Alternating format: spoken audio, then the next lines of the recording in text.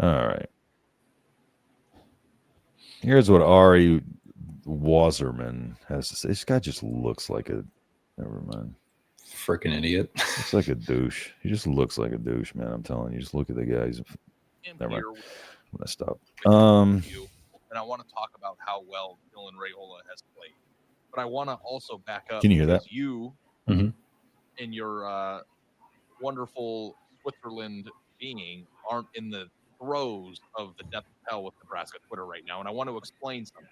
But I'm not even trying to be Switzerland here. Like, if I thought he stunk, I'd tell you I think he stinks. He stinks either, but I'm saying you're Switzerland in the sense that you're not a part of what. I don't know that you're seeing what I'm seeing. So I just think he's a convenient lightning rod for people who aren't really watching the game to criticize and say, "Oh, that's the problem right there." He's not the problem. He's not. As a result of the clip that you just saw and played from Matt Rhule, there has become or been this groundswell of Nebraska fans online, and maybe they don't represent most of them or many of them, but they are very loud online, that have convinced themselves that the entire national media has gotten to a place where they refuse to compliment Dylan Raiola and that they are obsessed with the cosplay thing. Okay, and we have acknowledged it on this show. I don't think that either of us have ever criticized him for it. I don't think that either of us have ever criticized him for it. And my friend here, Jim in Minnesota, from Ari Wasserman, the thing that I think is a problem is that Rhule looks like Patrick Mahomes. He acts like Mahomes. He does the cosplay thing. It has the same number.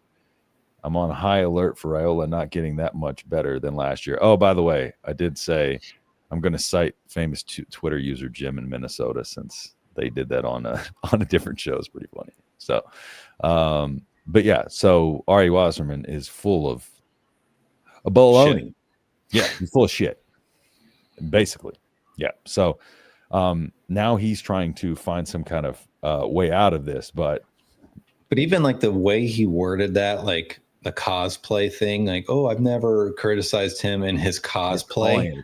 That alone is degrading. Keep in mind, the kid's 19, 20 years old. Yeah.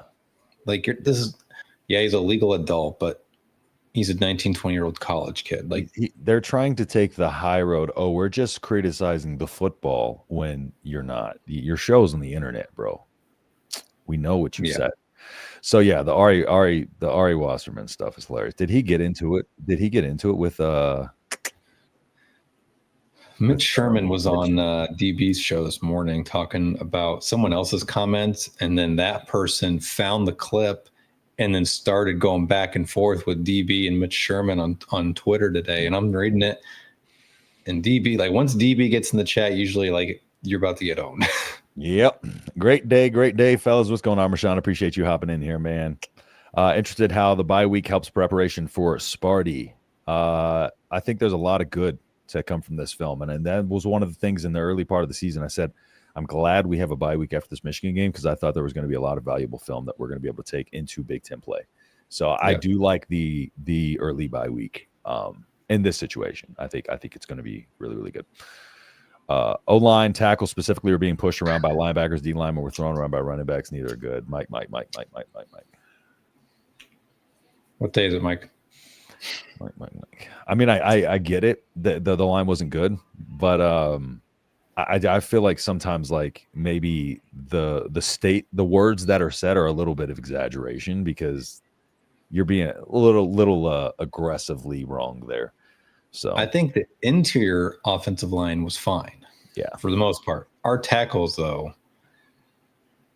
are not good. Pit snipe. That's Rashawn. That's how he always greets us, man. Great day, because it is a great day, man. Every day above ground's a great day. Boneled. I just got scared by Boneled's profile picture. Look at it on this little. I don't know what that is, but I'm not clicking on any of Boneled's comments, because I have no idea what that is, and I don't want to find out. As fast as he was getting hit, did he have time? Exactly, Mike. That's part of the problem. Some of those plays, I feel like, yes, but not much. And watching from the film again, I have time to sit here and watch the play from an aerial view, and say, Dylan, you should have done this. Yeah, Dylan doesn't have that luxury. Dylan by far was the best QB. I have to agree. Dylan did a lot, man, of good in that game. His time to throw was 2.34 seconds, and then when under pressure, it was 3.55 seconds. Yep. So, ironically, he had more time to throw when under pressure, but it's because he was running for his life. That's why the time to throw for me is kind of convoluted in a sense. There's because, I mean, you can hold the ball for an extra 2 seconds because you're just trying to slip out of some ankle tackles. You know what I'm saying? Like, so there are some, I think overall it paints a big picture of your career, but I think in a microcosm of a game by game basis, it can be skewed because it can be so affected by one play. You know, that time to, if you take a 10-second drop back, right, that increases your, on an under pressure. If you take 10 seconds back there, it's going to increase your time to throw by a lot just in that microcosm for sure. The Hail Mary was 7 seconds in the pocket or running around. Yep. With Gundy out, do we go after any of their players or commits? We'll see. I'm not trying to predict because I just think at the end of the day, that's, you know, catch fish in a barrel. I think a lot of teams are going to go after their players. So I think if Matt Rhule sees an opportunity there on their lines, I think he might. Yeah, there might be a backup offensive tackle there that could be a backup offensive tackle here. It's definitely going to look, but that's not a good team. So he held up as well, better than Penix. Tanisha says smash. Y'all talked a lot of trash, overconfident from the media. B, what are you talking about? Nebraska to lose. Brian picked Nebraska to lose, and I picked us 28-24, and I was worried about this game. I have no idea. There's a reason I haven't seen Doug B in the chat. Goofball. What is it? Look at that hat, bro. Cosplay. It's like Dylan's a furry a-hole idiot. What's a furry? Dylan's a furry? Don't Google it. What's a furry? Just don't Google it. Are you? Oh man, dude, I hate when people do this to me. Now I want to Google it. I'm not. It's like, in simplistic terms, if I was a grown man thinking I was a dog. Animal? Oh, so like and I need to be greeted as such. They act like animals, like in their day to day, or just like it's a thing they do. Yeah. I think it's their day to day. Oh, that's crazy. Yeah. I thought it was like they go to an event and they play. I was like, that's weird, but like I expect that level of weirdness. I didn't know people do this. Like there was that cat lady who got whiskers put in her face like a long time ago. Would be now you got people who just going around walking on all fours. Okay. Well, it's a little weird. I stay inside a lot. You can tell. I was at the game. I watched it all unfold. Mike, that doesn't mean you're not watching, being able to rewind, fast forward. Like you're watching the play result. You know, that's the thing. I can't capture anything when I'm live at the game watching because I can't see anything about what's happening with the play. I feel like I get a worse view when I'm in the stadium, especially when I'm in that lower section because I can't get a really good view of much of anything. The North remembers. I have no idea what this guy's talking about. Glad he's having a great day. Then it just made me curious. He's always having a great day. He had time then. Purple lady with the green hair. Okay. Honestly, biggest turning point was fielding a punt at the 3-yard line. Big momentum swing there. I don't think that was the biggest turning point. Don't think that was the biggest turning point. It just didn't set you up for success. Had to pop back out for a second. What I miss, just some film, and I think we need to get the ball to Mekhi more. I'm just going to say that. Secondary clamped, no respect, but I didn't even mention your 300 yards rushing. Wow, did I not give their defense credit? Did I not point out their individual contributors? Crazy. Did I not point out number 4, the defensive back, coming down and making an individual play? I think Doug B is just a dumbass. I guess we're all supposed to walk around pouting and crying that we'll never win any games ever again because talking trash. It's a bullshit narrative drop. That's why Twitter's not a real place. That's why I don't invest any of my emotion into Twitter. When people troll me on Twitter, I have fun with it sometimes, but more often than not, like if you just don't take Twitter seriously, that's all I'm going to say, because then you'll drive yourself up a wall. I learned that very early. I didn't have a Twitter till August of 2023, so I had to learn that very in the last couple of years. So I only got a Twitter because of this channel. Also watched Dylan get drugged down by his face mask 4 different times. I saw some face masks in there. Well, a couple of them were. A couple of them weren't, but a couple of them were. Yeah. Y'all was lucky I had it 49-16. Well, that sounds like you're a dumbass to me. It sounds like you're the one who was wrong, you fucking you retard. My apologies, Pit Snipe. Yes, sir. It's always a great day. Always a great day. I'm glad, brother, you got an inside track, so it made me curious. All right. So let's go ahead and look at the rest of the schedule for the rest of the way. And I'm curious to see if anything has changed for you. So I'm going to pull it up here, and we're going to run through it real quick. And unfortunately, the first one I pulled up was ESPN. I don't like them. Whoops.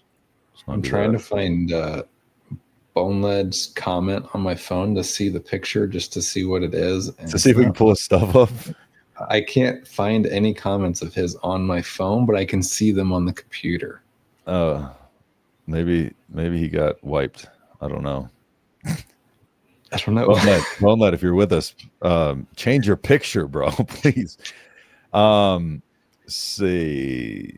All right. So coming off of Michigan State, Michigan State's a very physical team. I will say that Michigan State's a very physical team, but talent-wise, Nebraska should be the favorite going into that game. That's for sure. But Michigan State again. Give me Nebraska by 15. I mean, they're not 3-1 this year, but USC. They kind of USC's looking a little suspect lately. Close the defense a little bit. I don't know. USC's. I don't know. I'm still 50-50 on USC. Like, I just feel like that game against them with us is a toss up. I just don't know what to expect from USC in that game. I think they're a very talented team. That's the problem. I think USC is a very talented team. Their offense is going to put up a lot of points. So Michigan State's going to have to play up in that game, in my opinion. Maryland got a really, and I told y'all early this season, I said Maryland's going to have an explosive offense this year. They were explosive when they had Tagovailoa back in the day, Talia, and then now they got what's his name, Mendoza. That's just catching lightning in a bottle. Freshman just going out there lighting it up. But again, that's going to be a lot tougher than we thought. It's going to be a lot. I mean, I've heard this as like a swing game because of it being at Maryland, different time zone, and then you got the short week the next week. So, but Maryland's looking surprisingly good. But Maryland also usually will start off hot and then crash. Here's where I'm at. Michigan State is a little bit more difficult in my eyes. Maryland's a little bit more difficult in my eyes. Minnesota's easier in my eyes. Yeah. Minnesota's still a tough game, though. At Minnesota, that is a very difficult place to play. But in terms of just, I don't trust their quarterback. Their quarterback's not very good. He's not mobile, so he's not going to give us problems with his leg. Mobile quarterback's going to have problems. So these 2 games right here, these could be traps. I think this 4-game stretch defines the year. 5. Well, USC, it doesn't kill you. Yeah. So yeah, this 4-game stretch. Because you need to, I think, worst case scenario, you're coming out of this 4-game stretch 3-1. Yeah. I think the next 2 games, I think you have to win the next 2. You have to. Yeah. Because those become sneaky games, but those are the games that we have to win. We can't just be like, okay, now a team's sneaky. We all of a sudden aren't as big of favorites as we thought, and then we blow that game. We got to win those games. We still got to handle business in the games that we're probably going to be favored in. Maryland might be, I don't know. It's going to be weird to see how they do that. But Northwestern, of course, that game's about the same. I feel good about that one. USC, that should be an easy dub. Still 50-50 with the USC, UCLA, Penn State, and Iowa. So yeah, Michigan State, Maryland. I really, really am happy that we have because we have 2 potential mobile quarterbacks and we have a bye week coming off of that. So I love the way our bye week fell this year. Yeah. So yeah, that kind of worked out. 2 athletic QBs. We've played. We've got tape on. We can now adjust. For the next 2 games. Yep. Which I think 9-3 is still my prediction. Yeah, I would say I'm still 8-4, 9-3, but yeah. I think Underwood and Sorsby are definitely better than Sorsby. I'm sorry, Childs and Maryland quarterback.